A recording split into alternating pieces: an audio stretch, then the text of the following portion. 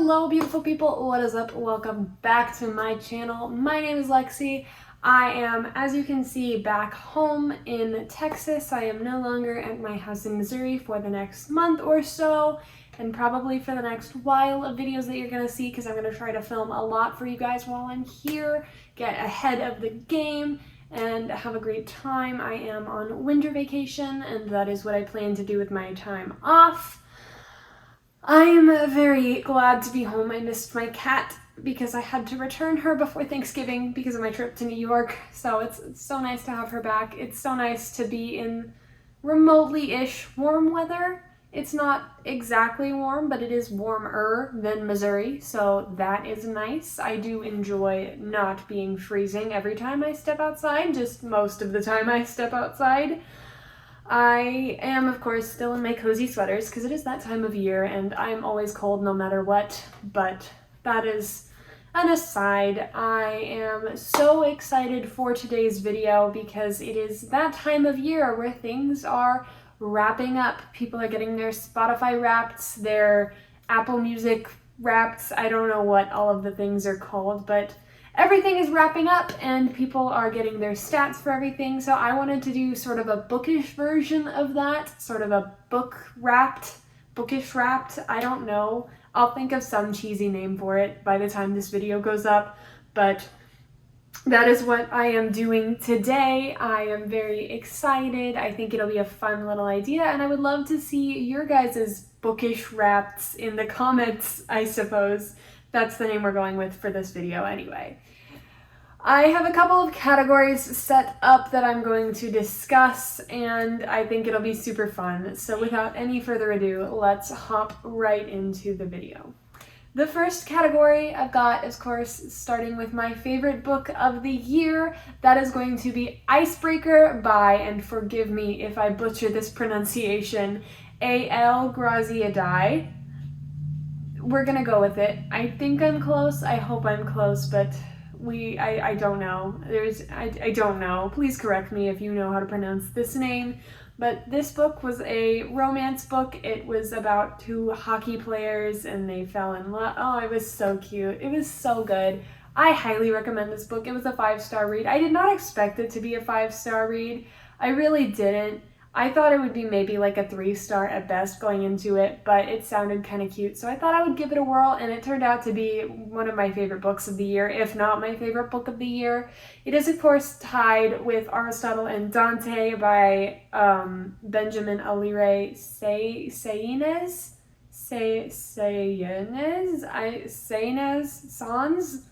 I don't know. Benjamin Alire, however you pronounce this name. Forgive my pronunciation, I'm trying my best. But it is, of course, tied with this book, Aristotle and Dante, and Red, White, and Royal Blue, because I love those books, and I honestly probably would have put Red, White, and Royal Blue, except for it was a reread, so I don't think it would have been fair. It doesn't really count. But I still love it, and it's still up in my top books. And for this year, we're just gonna say Icebreaker, because holy cow, was it so cute and well written and incredible, and I want to reread it, honestly, but I've got an infinitely long TBR to get through first. My least favorite book of the year, this one might be cheating because it is actually the only book that I DNF'd, but that is They Both Die at the End by Adam Silvera.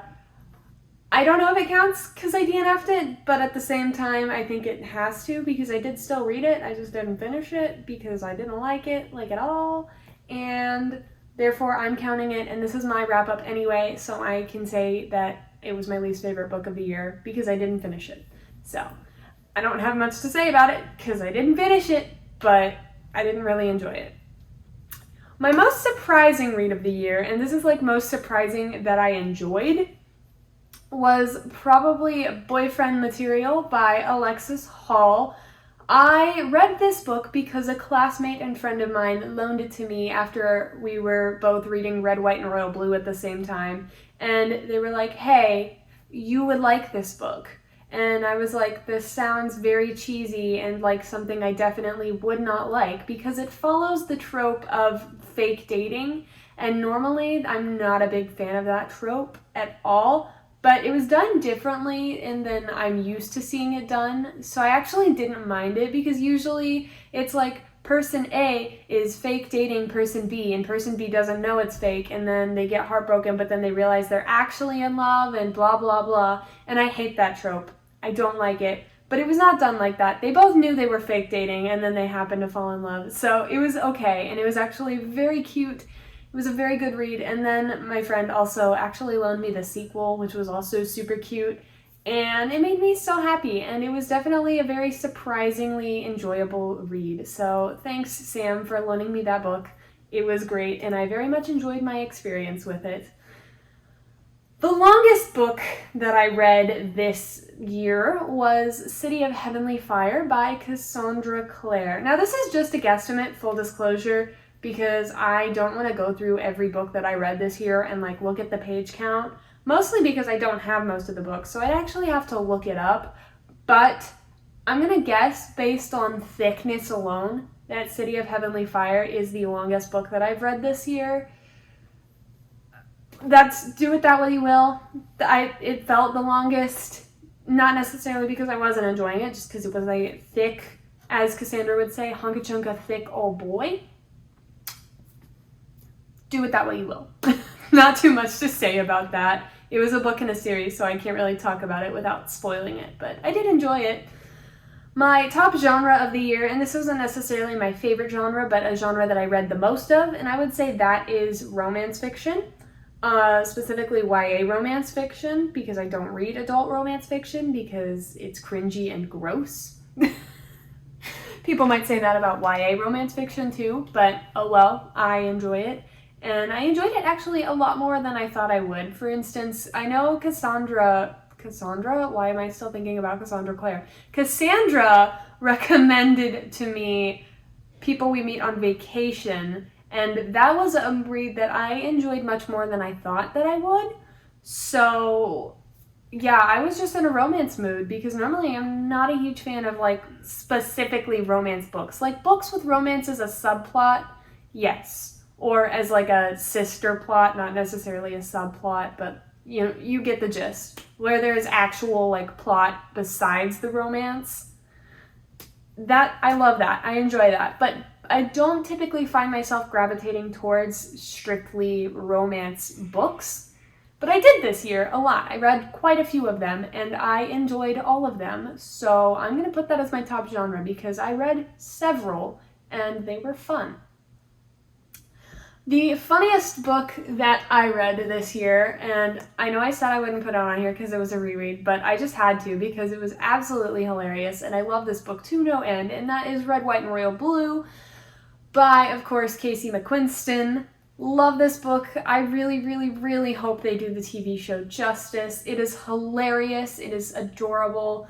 It always makes me laugh, literally out loud, and I also had the fun experience of watching Cassandra read it, and that made it all the more fun for me because then I went through and reread it, and it was just great. It's a great book. It's so funny. 5 stars every single time. I definitely will reread it again, probably before the movie comes out, just because I love it so much, and it never fails to like bring me into the story. Even though I know what happens, as I'm reading, I'm still like, oh my god. So it's just well written, hilarious all around. Please read this book. It's like my favorite book ever and I love it so much. I'm going to stop ranting and raving about Red, White, and Royal Blue now because otherwise I will never stop. The saddest book that I read, and I honestly might have put They Both Die at the end if I'd finished it, but I didn't finish it. I didn't actually get to the sad part, so I did not put that here. I forget which one it is, and I definitely could have looked it up if I wanted to, but I didn't think about doing that. That is the 4th book in the Immortal Instruments series where a very young, youthful and amazing character passes away, and I thought it was unfair, and that is like the only time that I've cried during a book like this year and in a very long time. So I had to put that as the saddest because it got to my heartstrings. There's a video of me crying about it on YouTube. I will have it up here somewhere. It was sad, and I was sad. Yes, I am English. Yeah, that's the saddest book that I read because I cried, and I don't normally cry during books, and it's the only book I cried during, so there you go. My favorite character of the year is absolutely Magnus Bane. I love him to death. He is hilarious, and he is great, and he is fashionable, and he is my favorite. And I have talked about how much I love Magnus Bane on this channel a lot. This is a Magnus Bane appreciation channel at this point. Thank you for coming to my TED Talk. My least favorite character, if we're staying on this vein, is, I am gonna get some hate for this, but I will probably say Jessamine from the Infernal Devices series.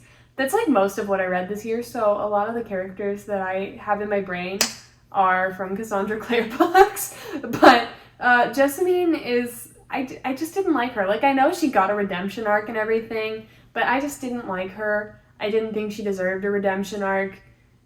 She was kind of just a very dry, black and white character, and I didn't love her. I was not really here for the Jessamine train. Toot toot. The final category on my fun little wrap-up for this year, for 2022, is my top author. And again, this isn't necessarily my favorite author, because that would obviously be Casey McQuiston, but my top author for this year that I read the most books of is Cassandra Clare, because I have read a lot of her books. At least 10. I think 10. No, because I read the Bane Chronicles, and then I read, I think there's 6 books in the Mortal Instruments series, and then the other 3 from the, whatever the Clockwork series is called, the Infernal Devices. So that would be 10. I have read 10 Cassandra Clare books this year. That is a lot of books, and I'm about to read 2 more. The only reason I am not putting how many books have I read this year is because I've still got more to read. Cass and I are doing a readathon in a few days, so we'll be adding more to that list, fingers crossed. Very excited for that. But that is going to wrap up today's video. I do hope you guys have enjoyed. Again, let me know your little bookish wrapped down in the comments. I would love to hear it. If you did enjoy this video, you should consider subscribing for more content just like this. I do post twice a week normally. I've been kind of off and on recently because I have been very busy and tired, but I should be back to normal now that I'm on break. I would appreciate it very much if you liked the video because it's easy, comment because it makes me smile, and I will see you all in the next one. Bye guys!